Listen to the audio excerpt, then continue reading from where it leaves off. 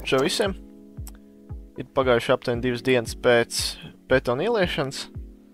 Gribēju pēc iespējas ātrāk atvēņot tīri, lai varētu tālāk nosiltināt, apmest, jo šajā gadījumā man vasara gāja uz beigām, viss, pa lielam brīvais laiks un siltais laiks iet uz beigām.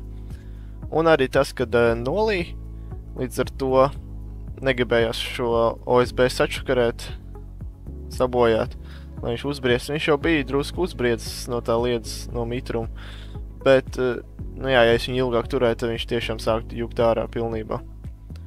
Un man problēma sagāja tas, ka šis te skapja durvis bija ielikts, un tās nekādīgi nevarēja dabūt nost. Līdz ar to tur nācās laust ārā ar lāpstu, vajadzēja saukt brāli palīgā, jo sadāk, vienkārši nenāca nost.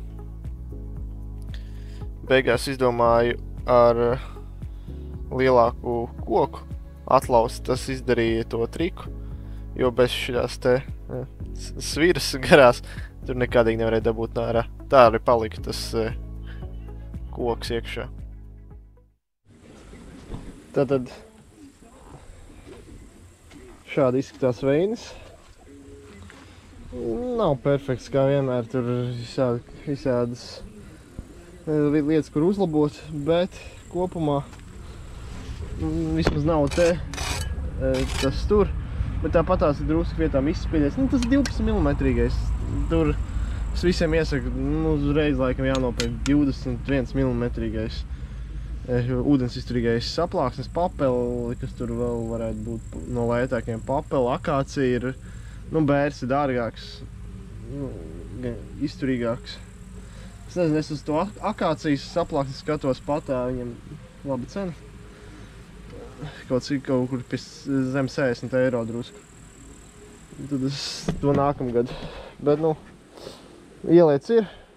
Un tagad man jātaisno ar šo te, ar putaplastu taisnošu ekstrudēto. Tāpat kā šodaļ. Te ir nogruntēts, viss gatavojas fināla apmešanai. Bet te man vēl šitas kaseks jāuzstājas, te bija man... Es jau izstāstu iepriekšējā video, kāpēc tā sanāca. Respektīvi, tagad jāizlabo savas kļūdas un jāuzliek siltumnājums virsū. Labi.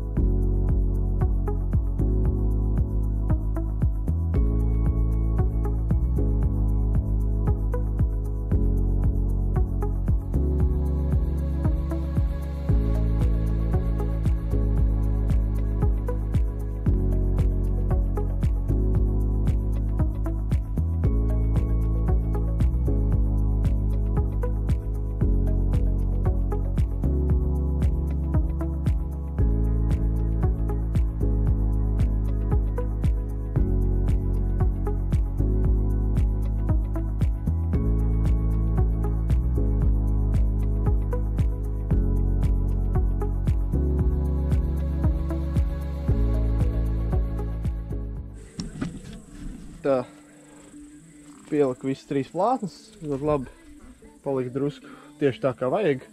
Neko nevajag griezt, un esmu izlietojis visu paka, līdz ar to ziemā nevajadzēs uztraukties, ka viņš peles sagrauj žurkas.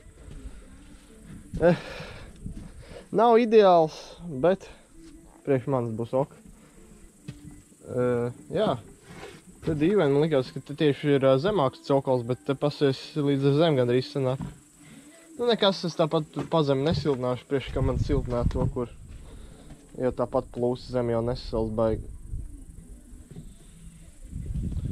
Vismaz tā tajā raidījumā caur māju no pamatiem jumta saka, ka tur nav jēga baigi siltināt tos cokoli,